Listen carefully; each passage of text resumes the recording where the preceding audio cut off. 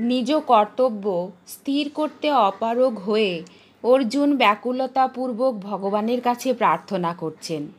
কার্পণ্য দোষ পহত স্বভাব পৃচ্ছামি ত্বং ধর্ম সংমূঢ় চেতাহ यस्राय सन्निश्चितं ब्रूहि तन्मे শিষ্যস্তে অহং সাধিমাং ত্বং প্রপন্নম।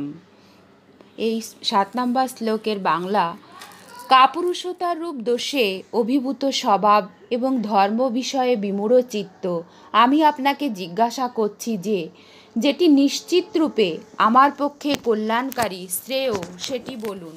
আমি আপনার শিষ্য, আপনার শরণাগত, আমাকে শিক্ষা দান করুন।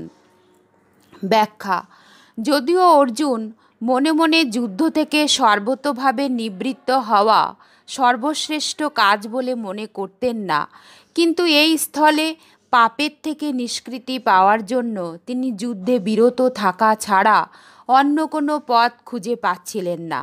সেই জন্যই তিনি যুদ্ধে বিরত হতে চাইছিলেন। এই যুদ্ধ নিবৃত্তিকে তিনি গুণ বলে মনে করছিলেন, কাপুরুষতা দোষ হিসাবে নয়। কিন্তু ভগবান অর্জুনের এই যুদ্ধের অনিচ্ছাকে কাপুরুষতা এবং হৃদয় দৌর্বল্য বলে জানিয়েছেন। ভগবানের সেই নিঃসন্দিগ্ধ বাক্যে অর্জুনের মনে এই চিন্তা এলো যে যুদ্ধে নিবৃত্ত হওয়া আমার উচিত নয়। এটিও এক প্রকারের ভীরুতা, যা আমার স্বভাব বিরুদ্ধ, কারণ আমার ক্ষত্রিয়জনিত স্বভাবে দীনতা এবং পলায়ন এই দুটি নেই। ভগবান কথিত এইরূপ কাপুরুষতারূপ দোষ স্বীকার করে নিয়ে অর্জুন ভগবানকে বলছেন যে প্রথমত কাপুরুষত্ব দোষে আমার ক্ষত্রিয় স্বভাব এক প্রকার দমে গেছে, আর দ্বিতীয়ত আমি নিজ বুদ্ধিতে ধর্মের বিষয়ে কোনো সিদ্ধান্ত গ্রহণ করতে পারছি না। আমার বুদ্ধিভ্রংশ হয়েছে, ধর্মের বিষয়ে আমার বুদ্ধি কোনো কাজ করছে না। তৃতীয় শ্লোকে ভগবান স্পষ্ট ভাষায় অর্জুনকে নির্দেশ দিলেন যে তুচ্ছ হৃদয় দৌর্বল্য এবং কাপুরুষতা ত্যাগ করে যুদ্ধের জন্য প্রস্তুত হও। এতে অর্জুনের ধর্ম অর্থাৎ কর্তব্য সম্বন্ধে কোনো সন্দেহ থাকা উচিত ছিল না। তবুও তার সন্দেহ থাকার কারণ হলো এই যে এক তো যুদ্ধে আত্মীয় বধ করা এবং গুরুজনদের হত্যা করা অধর্ম, আর দ্বিতীয়ত যুদ্ধ করা ক্ষত্রিয়ের ধর্ম।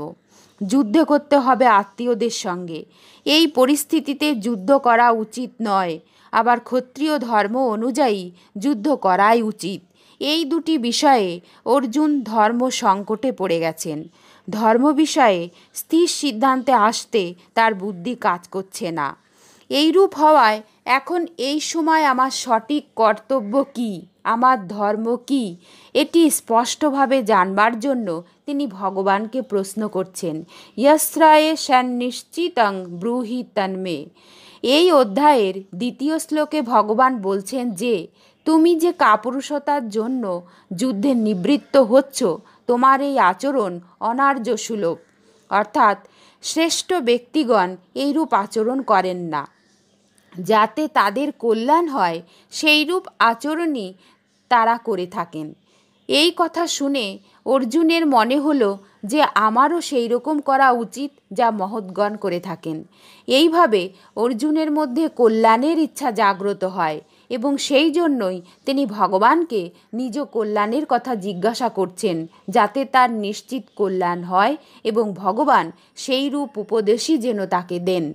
অর্জুনের হৃদয় এইভাবে বিষাদগ্রস্ত হওয়ায় এবং এইখানে আবার নিজ কল্যাণের কথা জিজ্ঞাসা করায় প্রমাণিত হয় যে মানুষ যে স্থিতিতে থাকে তাতে সে যদি সন্তুষ্ট থাকে তবে তার মধ্যে প্রকৃত উদ্দেশ্য জাগতে পারে না।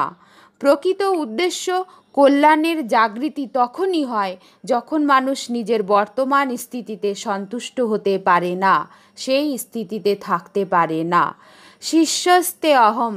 নিজ কল্যাণের কথা জিজ্ঞাসা করে অর্জুনের মনে একটি ভাবের উদয় হলো যে কল্যাণের কথা তো গুরুকে জিজ্ঞাসা করতে হয়, সারথিকে নয়। এর ফলে অর্জুনের মধ্যে যে রথিসুলভ ভাব ছিল, যার জন্য তিনি আগেও ভগবানকে নির্দেশ দিয়ে বলেছিলেন যে হে অচ্যুত, আমার রথ দুই পক্ষের সেনাদলের মধ্যভাগে স্থাপন করুন, এই ভাবটি দূর হয় এবং কল্যাণের বিষয়ে জিজ্ঞাসা করে প্রকৃতপক্ষে তিনি ভগবানের শিষ্যস্ত গ্রহণ করেন এবং বলেন, হে প্রভু, আমি আপনার শিষ্য, শিক্ষা গ্রহণের পাত্র, আপনি আমার কল্যাণের কথা বলুন। সাধি মাং ত্বাং প্রপন্নম। গুরু উপদেশ প্রদান করেন, যার পথ সম্বন্ধে জ্ঞান নেই তাকে জ্ঞানদান করেন, সকল বিষয় জানিয়ে দেন, কিন্তু সেই পথ ধরে শিষ্যের নিজেকেই চলতে হবে। নিজ কল্যাণ শিষ্যের নিজেকেই করতে হয়। আমি তো এমন চাই না যে ভগবান আমাকে শুধু উপদেশ দেবেন আর আমি সেই কাজটি সম্পূর্ণ করব, কারণ তাতে আমার কাজ হবে না। তাহলে আমার কল্যাণের দায় কেন নিজের উপর রাখব? গুরুর উপর কেন ছেড়ে দেব না? অসুস্থ হয়ে পড়লে তা সারাবার জন্য যেমন কেবল মায়ের দুধের উপর নির্ভরশীল শিশুর মাকে ওষুধ খেতে হয়, তেমনি আমিও যদি সর্বতোভাবে গুরুর শরণাগত হই, গুরুর উপর নির্ভরশীল হই, তবে আমার কল্যাণের পুরো দায়িত্ব গুরুর উপরই ন্যস্ত হবে এবং স্বয়ং গুরুকেই আমার কল্যাণের ভার নিতে হবে। এইভাবে আবিষ্ট হয়ে অর্জুন বললেন যে, আমি আপনার শরণাগত, আপনি আমাকে শিক্ষা দান করুন। অর্জুন এখানে তাং প্রপন্নম পদটির দ্বারা ভগবানের শরণাগত হওয়ার কথা বললেও প্রকৃতপক্ষে সম্পূর্ণ শরণাগত তিনি হননি। তিনি যদি সর্বতোভাবে শরণাগত হতেন তাহলে তার সাধি মাম, আমাকে শিক্ষা দিন বলাটা উপযুক্ত হয় না, কারণ সম্পূর্ণভাবে শরণাগত হলে শিষ্যের নিজের কোনো কর্তব্য থাকে না। দ্বিতীয়ত, পরবর্তী 9 শ্লোকে অর্জুন বলেছেন যে আমি যুদ্ধ করব না, নয়ৎসে। অর্জুনের এই উক্তি শরণাগতের বিরোধ ভাবাপন্ন, কারণ শরণাগত হলে আমি যুদ্ধ করব কি করব না এই ভাবটিই আর থাকে না।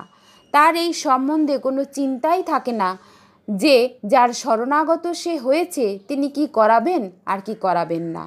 তার শুধু এই একটি ভাবই থাকে যে এখন আমি যার শরণ নিয়েছি তিনি যা করাবেন তাই করব। অর্জুনের এই দ্বন্দ্ব দূর করার জন্যই পরে ভগবানকে মামেকং শরণাং ব্রজ 18 অধ্যায়ের 66 নম্বর শ্লোকে বলতে হয়েছে, একবার আমার শরণাগত হও, এই রূপ বলতে হয়েছিল। আবার অর্জুনও করিষ্যে বচনাং তব 18 অধ্যায় 73 নম্বর শ্লোকে আপনার আদেশ পালন করব বলে সম্পূর্ণভাবে শরণাগত হয়েছিলেন। এই শ্লোকে অর্জুন 4টি কথা বলেছেন। কার্পণ্য দোষ, ধর্ম সংমূঢ় চেতাহ, যস্রায়ে সন্নিশ্চিতং ব্রূহি তন্মে। 3 নাম্বার শিষ্যস্তে অয়ম। 4 সাধি মাং তাং প্রপন্নম। এর প্রথম কথাটিতে অর্জুন ধর্মের সম্বন্ধে জানতে চেয়েছেন, দ্বিতীয়টিতে নিজের কল্যাণ প্রার্থনা করেছেন, তৃতীয়টিতে শিষ্যত্ব গ্রহণ করেছেন এবং সর্বশেষে ভগবানের শরণাগত হয়েছেন। এখন এই 4টি বিষয় নিয়ে যদি আলোচনা করা হয় তাহলে প্রথমত, মানুষ যাকে জিজ্ঞাসা করে সে উত্তর দেয়া বা না দেওয়ার স্বাধীন। দ্বিতীয়টিতে যার কাছে প্রার্থনা করে তার উত্তর দেওয়া কর্তব্য। তৃতীয়টিতে যার শিষ্যত্ব গ্রহণ করে সেই গুরুর উপর শিষ্যকে কল্যাণের পথ দেখানোর বিশেষ দায়িত্ব এসে বর্তায়। চতুর্থ বাক্যে যার শরণাগত হয় তার শরণাগতকে উদ্ধার করতেই হয়, অর্থাৎ শরণাগতকে উদ্ধারের উদ্যোগ স্বয়ং শরণ্যকেই করতে হয়। তাহলে দেখুন, স্বামীজির যে এই ব্যাখ্যা, 7 নম্বর শ্লোকের যে এই ব্যাখ্যা থেকে একটা জিনিস খুব সহজেই আমাদের কাছে পরিষ্কার হচ্ছে, সেটা হলো যে অর্জুনের মনের মধ্যে যে দোলাচল তৈরি হয়েছিল তার প্রধান কারণ ছিল একটা, সেটা হলো কি না, যে আমার সামনে যারা উপস্থিত হয়েছে তারা আমার আত্মীয়, এদেরকে বধ করে কি করে আমি পাপের শিকার হব। আর একটা সন্দেহ কি মনের মধ্যে দোলাচলের কারণ কি না, সেটা হলো আমি ক্ষত্রিয়।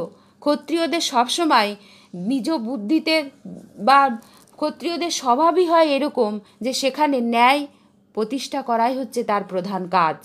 তাই এই যে দুই দিকের যে ন্যায়, মানে এক নিজের মধ্যে যে পাপ হচ্ছে এই যে বোধ, আর একটা দিকটায় যে আমি ক্ষত্রিয়, আমাকে ন্যায় ধর্ম পালন করতে হবে, এই দুই দোলা চালেই তার মনের মধ্যে যে বুদ্ধিভ্রংশ হয়েছে এবং ধর্মের বিষয়ে তার বুদ্ধি কোনো কাজ করছে না, এখানটায় আমরা সেটা দেখতে পাচ্ছি। এবং তারপরে আর একটা জিনিস উঠে এসেছে যে যেখানে যে ভগবানের শরণাগত হওয়া, যে পরিপূর্ণ মাত্রায় ভগবানের শরণাগত হয়ে যায় তার আর কোনো ভাবনা থাকে না। কিন্তু এখানে আমরা দেখতে পাচ্ছি যে অর্জুনের পরিপূর্ণ শরণাগত হয়নি। এই পরিপূর্ণভাবে শরণাগত না হওয়ার জন্যই তিনি বলছেন যে আমাকে শিক্ষা দান করুন। পূর্ণ শরণাগতর আর কিছু চাওয়ার থাকে না, ভগবানের ইচ্ছাই তার ইচ্ছা, ভগবানের চাওয়াই তার চাওয়া, আর অন্য কোনো কিছু তার মনের মধ্যে থাকে না। যা কিছু হচ্ছে সব ভগবতময়, এক কথায় এটাই ভগবত অর্পণ।